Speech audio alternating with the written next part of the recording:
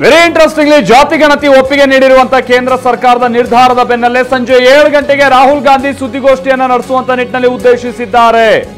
ದೆಹಲಿಯ ಎಐಸಿಸಿ ಕಚೇರಿಯಲ್ಲಿ ಸುದ್ದಿಗೋಷ್ಠಿಯನ್ನ ಕರೆದಿದ್ದಾರೆ ರಾಹುಲ್ ಗಾಂಧಿ. ವಿಚಾರ ಅಂತ ಅಂದ್ರೆ ಈ ಬಾರಿಯ ಚುನಾವಣಾ ಪ್ರಣಾಳಿಕೆಯ ಸಂದರ್ಭದಲ್ಲೂ ಕೂಡ, ಜೊತೆಗೆ ಅದರ ನಂತರದಲ್ಲೂ ಕೂಡ, ಚುನಾವಣೆಗೂ ಪೂರ್ವದಲ್ಲೂ ಕೂಡ ರಾಹುಲ್ ಗಾಂಧಿ ಅವರು ದೇಶದಾದ್ಯಂತ ಜಾತಿ ಗಣತಿ ಆಗಬೇಕು ಅನ್ನುವಂಥ ನಿಟ್ಟಿನಲ್ಲಿ ಬಹಳ ಒತ್ತಾಯ ಮಾಡ್ತಾ ಇದ್ದಂಥದ್ದು ಕೂಡ ಹೌದು. ಮೇಲಿನ ಮೇಲೆ ಈ ವಿಚಾರವನ್ನ ಅವರು ಪ್ರಸ್ತಾಪ ಮಾಡ್ತಾ ಇದ್ದಂಥದ್ದು ಹೌದು. ಕೇಂದ್ರಕ್ಕೆ ತಪರಾಕಿ ಹಾಕ್ತಾ ಇದ್ದಂಥದ್ದು ಕೂಡ ಹೌದು. ಆಮೇಲೆ ರಾಜ್ಯದಲ್ಲಿ 10 ವರ್ಷ ಅದನ್ನ ಅವರು ಪೆಟ್ಟಿಗೆಯಲ್ಲಿ ಇಟ್ಕೊಂಡಿದ್ದು ಅದೆಲ್ಲ ನಂತರದ ಮಾತದು. ಇಲ್ಲಿ ಜಾತಿ ಗಣತಿ ಆದಂಥ ನಂತರದಲ್ಲೂ ಕೂಡ ಈಗ ಮೊನ್ನೆ ಬಹಳ ವಿರೋಧ, ಮತ್ತೊಂದು ಆದ ನಂತರದಲ್ಲಿ 2 ವರ್ಷಗಳ ನಂತರದಲ್ಲಿ ಹತ್ತತ್ರ ಈಗ ಅದನ್ನ ಜಾರಿಗೆ ತರ್ತಾ ಇದ್ದಾರೆ, ಅದನ್ನ ಡಿಸ್ಕಷನ್ಗೆ ತರ್ತಾ ಇದ್ದಾರೆ. ಬಟ್ ಅದನ್ನು ಹೊರತುಪಡಿಸಿ ದೇಶದಾದ್ಯಂತ ಈ ಜಾತಿ ಗಣತಿ ಆಗಬೇಕು ಅನ್ನುವಂಥ ನಿಟ್ಟಿನಲ್ಲಿ ರಾಹುಲ್ ಗಾಂಧಿ ಅವರು ಬಹಳ ದೊಡ್ಡ ಧ್ವನಿಯಲ್ಲಿ ಇದನ್ನು ಒತ್ತಾಯಿಸ್ತಾ ಇದ್ರು. ಇವತ್ತು ಅವರು ಸುದ್ದಿಗೋಷ್ಠಿ ನಡೆಸಲಿದ್ದಾರೆ. ಯಾವ ಉದ್ದೇಶ ಅಥವಾ ಯಾವ ವಿಚಾರಗಳನ್ನ ಅವರು ಪ್ರಸ್ತಾಪ ಮಾಡ್ತಾರೆ ಅನ್ನೋದನ್ನ ನೋಡಬೇಕಿದೆ. ಇನ್ನು ಸಚಿವ ಆರ್.ಬಿ. ತಿಮ್ಮಾಪುರ ಹಾಗೆ ಶಿವರಾಜ್ ತಂಗಡಗಿ ಇದೇ ವಿಚಾರವಾಗಿ ಕೆಲ ಮಾತುಗಳನ್ನು ಆಡಿದ್ದಾರೆ. ಕೇಂದ್ರ ಇದನ್ನು ಹೇಗೆ ಮಾಡುತ್ತೆ, ಏನು ಎತ್ತ ಅನ್ನೋದನ್ನ ಅವರು ಕೂಡ ಎದುರು ನೋಡ್ತಾ ಇದ್ದಾರೆ ಅನ್ನೋಂಥದ್ದು ಬಹಳ ಸ್ಪಷ್ಟವಾಗಿ ಕಂಡು ಬರ್ತಿದೆ. ಅವರೆಲ್ಲ ಏನ್ ಹೇಳ್ತಾ ಇದ್ದಾರೆ ಕೇಂದ್ರದ ಇವತ್ತಿನ ನಿರ್ಧಾರವಾಗಿ ಬನ್ನಿ ಕೇಳೋಣ. ಸರ್ಕಾರ ಬರೀ ಜಾತಿ ಜನಸಂಖ್ಯೆ ಮಾತ್ರ ಮಾಡಲಿಲ್ಲ, ಸೋಶಿಯೋ ಎಕನಾಮಿಕ್ ಹಾಗೂ ಶೈಕ್ಷಣಿಕವಾಗಿ ಯಾರ್ಯಾರು ಎಷ್ಟೆಷ್ಟು ಮಟ್ಟದಲ್ಲಿ ಅವರು ಡೆವಲಪ್ ಆಗಿದ್ದಾರೆ ನೋಡಬೇಕು, ಸೋಷಿಯಲ್ ಜಸ್ಟಿಸ್ ಕೊಡಬೇಕಂತೇಳಿ ನಮ್ಮ ಸರ್ಕಾರ ಟೋಟಲ್ ಸೆನ್ಸಸ್ ಮಾಡ್ತಕ್ಕಂಥ ಕೆಲಸ ಮಾಡಿದೆ. ಕೇಂದ್ರ ಸರ್ಕಾರ ಜನಸಂಖ್ಯೆ ಹಾಗೂ ಜಾತಿ ಗಣಿತನ ಮಾಡಲಿಕ್ಕೆ ಹೊರಟಿದೆ. ಅದೇ ನಾವು ಜಾತಿ ಗಣತಿ ಮಾಡುವತ್ತಿನ ಭಾರಿ ಟೀಕೆ ಮಾಡ್ತಕ್ಕಂಥವ್ರು ಕೇಂದ್ರ ಸರ್ಕಾರ ಇಮಿಡಿಯೇಟಿಗೆ ಜಾತಿ ಗಣತಿ ಮಾಡ್ತಿಲ್ಲ, ಅದನ್ನು ಜನತೆಗೆ ಅವರೇ ಹೇಳಬೇಕು.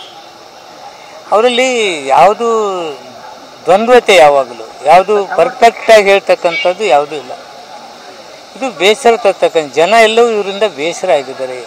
ಇವಾಗ ಒಂದು ಹೇಳೋದು, ಅವಾಗೊಂದು, ನಾವು ಮಾಡಿದಾಗ ಒಂದು ಟೀಕೆ, ಅವ್ರು ಮಾಡಿದಾಗ ಒಂದು, ಈ ಥರನಾದ ದ್ವಂದ್ವತೆಯನ್ನು ಜನ ಒಪ್ಪೋದಿಲ್ಲ. It's not good. ಸರ್, ಈಗ ಅದರೊಳಗೆ 37 ಲಕ್ಷ ಜನ ಇದರೊಳಗೆ ಭಾಗಿಯಾಗಿಲ್ಲ. 2015ನೇ ಗಣತಿ ಪ್ರಕಾರ 2011 ಗಣತಿ ಆಗಿದೆ. ಅವತ್ತ ಈ ರಾಜ್ಯದೊಳಗೆ 6,11,00,000 ಜನ ಇದ್ದರು. ಅದಕ್ಕೆ ಕಾನೂನಿನೊಳಗೆ ಈ ವರ್ಷ ಇಷ್ಟಿಷ್ಟು ಹೆಚ್ಚಾಗತ್ತೆ ಅಂತ ಜಾತಿ ಗಣತಿನ ಮಾಡಿಲ್ಲ.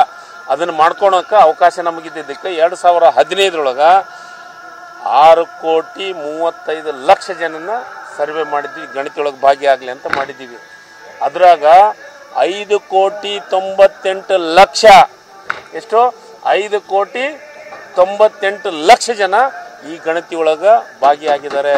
ಶೈಕ್ಷಣಿಕ ಸಾಮಾಜಿಕ ಗಣತಿ ಒಳಗೆ ಅಂದರೆ ಎಷ್ಟು ಪರ್ಸೆಂಟ್ ಆಯ್ತು? 84.17%. ಇಷ್ಟು ಪರ್ಸೆಂಟ್ ಆಗಿದ್ದಾರೆ. ಅದನ್ನು ನಾನು ಕೇಳ್ತೀನಿ ಮಾಧ್ಯಮದ ಮುಖಾಂತರ. 2011 ಗಣತಿ ಆಯ್ತು, ಎಷ್ಟು ಪರ್ಸೆಂಟ್ ಆಗಿದೆ? 94.9 ಸಮಥಿಂಗ್ ಆಗಿದೆ. ಅಪ್ರಾಕ್ಸಿಮೇಟ್ಲಿ 95% ಇಟ್ಕೊಳ್ಳೋಣ. 95% ಆಗಿದ್ದು ಗಣತಿ ಸರಿ ಐತೆ ಅಂತಾರ. 94.17% ಸರಿ ಇಲ್ಲ ಅಂದ್ರೆ ಏನರ್ಥ?